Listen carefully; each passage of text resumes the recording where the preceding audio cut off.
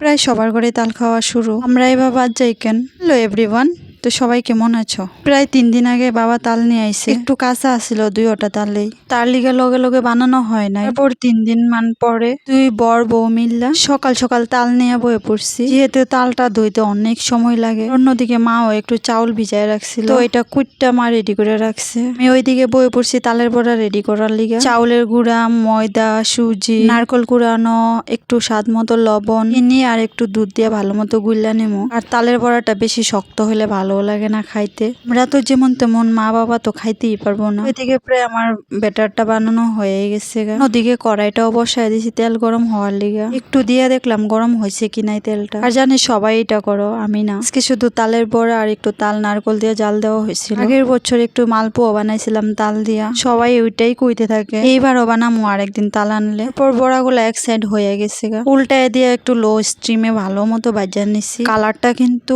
খুব সুন্দর আসছে আর খাইতে অনেক ভাল লাগছিল। আর এদিকে আমার সবকটা বড়া ভাজা হয়েও গেছে। খাইয়া তো সবাই ভালোই কইছে। তো আজকে লিগা টাটা, রাধে রাধে।